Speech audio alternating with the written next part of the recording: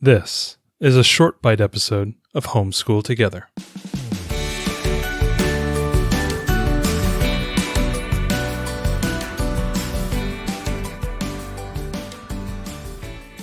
Hello and welcome back. It's a short bite edition. One of the things that we always hear that really helps people to get motivated are these like numbers and these achievable goals, and dovetailing that idea of having something that is attainable that we can cross off, we can count, dovetails nicely with the idea of reading to our children.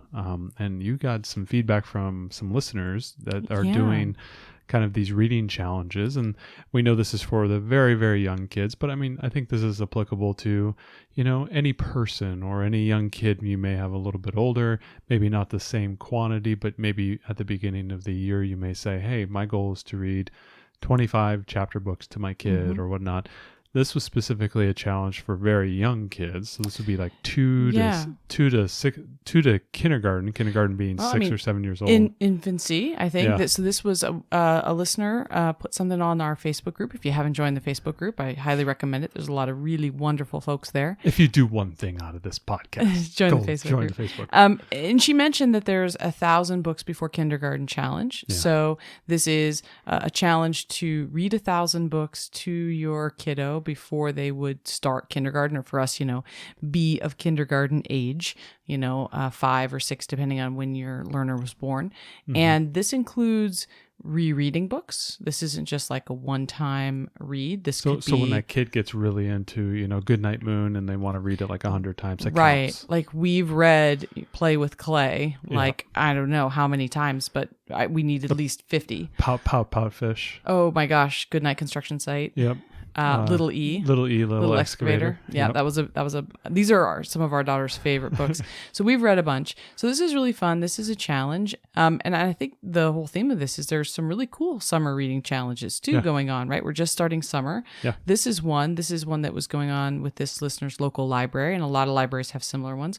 So while we're doing this one with our younger daughter now, we thought this was great. So we'll pick this up and try to, back catalog things we've read to her, because she's now 4. Our oldest is doing one of the reading challenges at our local library. Right. I think it's 20 minutes. How many times? Like 40 I don't remember what the total summer reading. It's in 20-minute chunks. I don't remember how many total hours it is over the summer. It was like 40 20-minute or 20-minute periods of reading. Right. And then she'll get a free book from the library. She got a book last year. This year, the big thing is Pete the Cat. And if you listen to our episode on Monday, you know that she's very into Pete the Cat. Yes. So there's a Pete the Cat comic book as one of they have like this display at the library. It shows all the books they can get. Well, it's great this year. Last year, it was a lot of reading to her.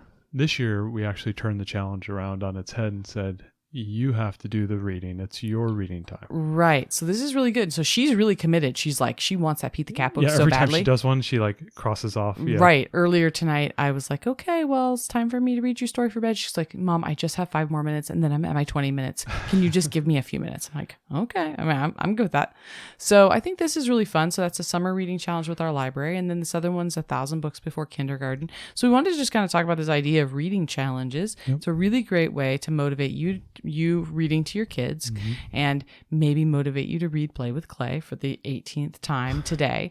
And the idea of then your kids reading to themselves. This is a great time if you haven't gone to your local library to see what they've got going on. And if you just want to take the challenge at home, you could put a prize at the end of the summer or something for an older kid, or a book that they want to get, something that what we did last year with our daughter. We did the summer reading challenge last year too. And at the end of the summer, when she completed it, we got her a library card. Yep. And that was kind of how we celebrated, like, you completed your challenge. So, come up with what you want to do, but we want to talk about a couple of apps that would be really helpful to help you track your reading. So the first one is actually from the 1,000 books before kindergarten people. They actually have a kind of a listicle app that will, let you, pick the book that you've read, put it in there, and it will catalog the book and how many times you've read it and whatnot. You had another one that was... is that one just called 1,000 Books Before Kindergarten? I'll put a link in the show notes below. They also have some nice, on their website, some nice lists of books that they recommend that you should read. So a lot of times it's hard to, what do I read? How many books do I read? They had a nice list there. It was like 3 or 4 pages long of classic books that you should probably read to your kids. So That's you can cool. have nice If you need some inspiration. inspiration, you put them on hold, and you can Nice. have those books come in, and you can just kind of check them off as they come in. Those are really nice and give you a nice little breadth of, different types of books, and see if there's something that your kiddo likes. Another one was called The Bean. I think it was Beanstack is what Beanstack. our library, and it appears that other folks, their libraries are also using the Yeah. Beanstack app. So, you can look and see if your library is using that one. I was able to log in with my library credentials. and that has challenges and logging capabilities as Right. well. And it has adult challenges too. Like the one that our library has going on right now is read different genres. So there's a thing where you're just trying to get you to get outside your comfort zone. That's right. Read wide and shallow.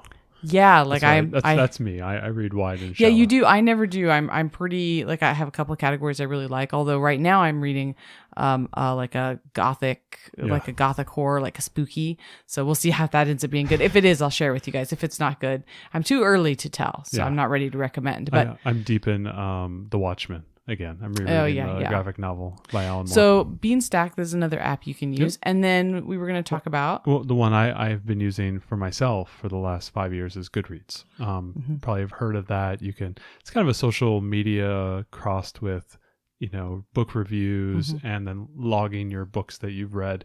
I just love it to keep it as like a reminder of what I've read. Right.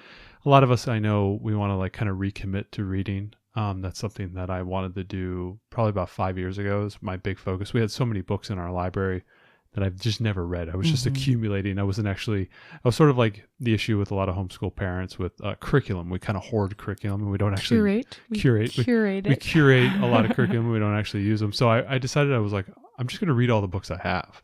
And I've been really focused on that every year. I have a whole shelf that I end up picking. I have themes through the year, whether it's sci-fi, fantasy, or nonfiction. I tend to do kind of like a historical study at the end of the year where I read a couple nonfiction books about a certain topic. I think last year was Civil War. This year I'm doing some more presidents. I'm just covering more presidents. Like I think I'm doing Jackson, John Adams. I did a little bit of Grant last year. Bunch of old dead white dudes.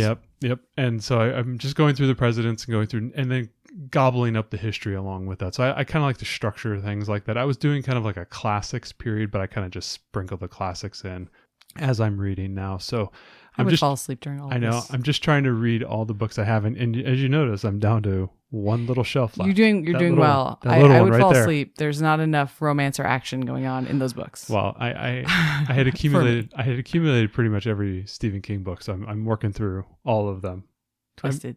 I have a few more left. We digress. But anyway, on Goodreads, what I really like about it is that you can create these shelves, and then you can, when you finish a book, you can rate it, and then you can log that you've read it, and then choose from the drop down to add it to your shelf.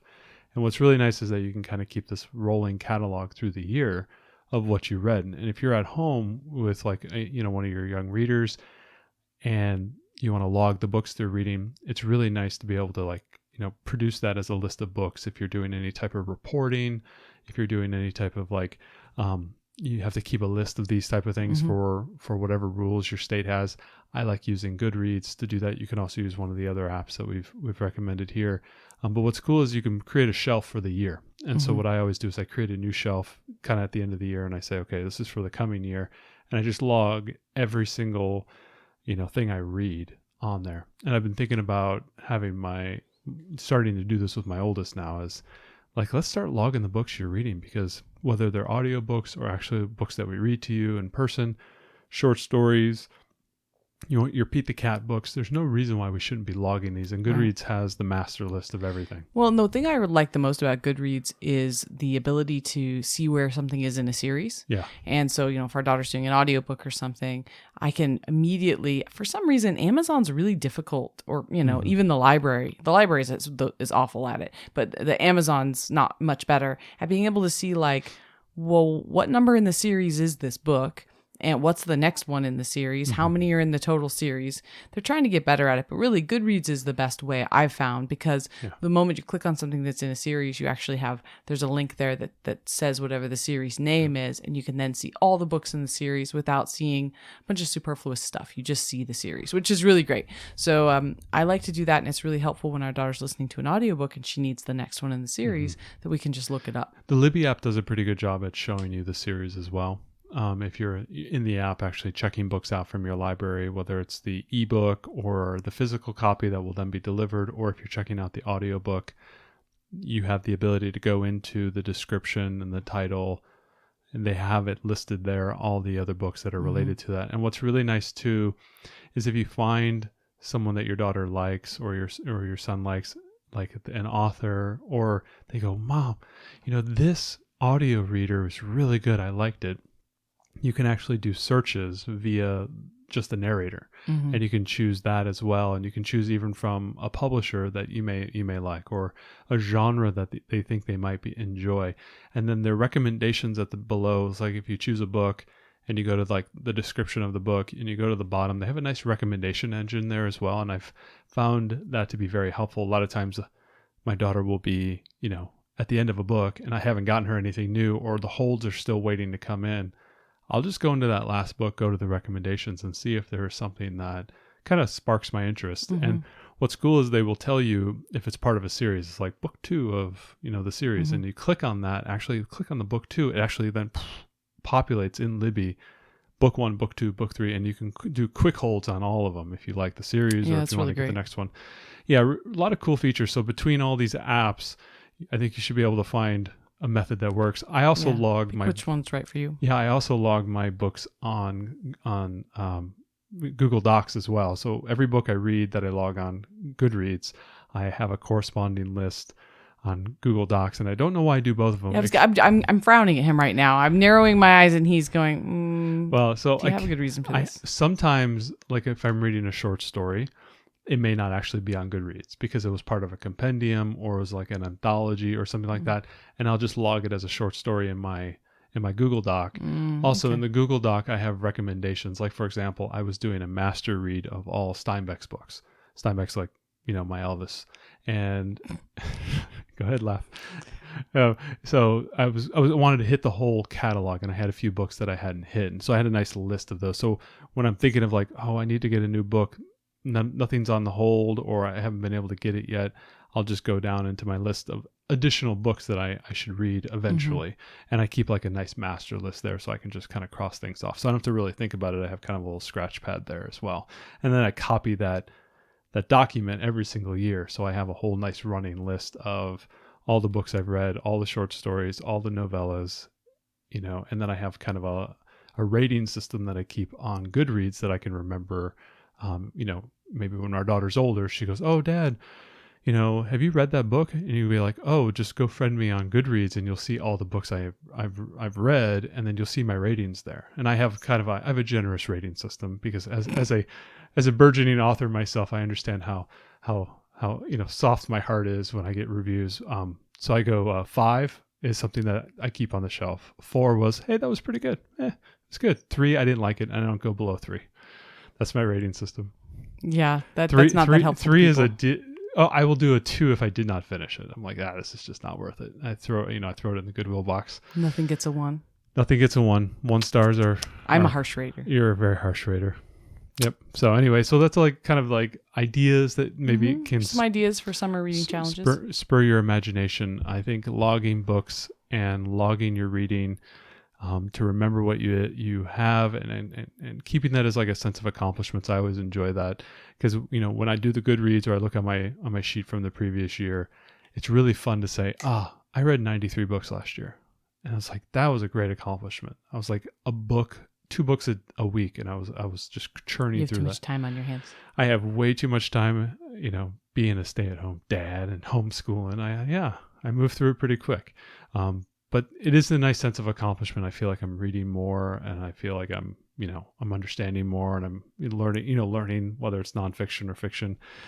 It's been really great. So I encourage everybody to do some type of logging, whether you're trying to do a challenge or if you're just trying to keep track of what you guys are reading, whether it's for homeschool reporting or just for the sense of accomplishment. I think logging your reading will keep you coming back because you want to keep filling in more and more. Thanks so much for joining us today and making us a part of your homeschool journey. Please engage with us on social media. Join our Homeschool Together podcast group on Facebook and find us at Homeschool Together Podcast on Instagram. We'd love to hear your feedback, questions, and recommendations. Until next time, Happy homeschooling!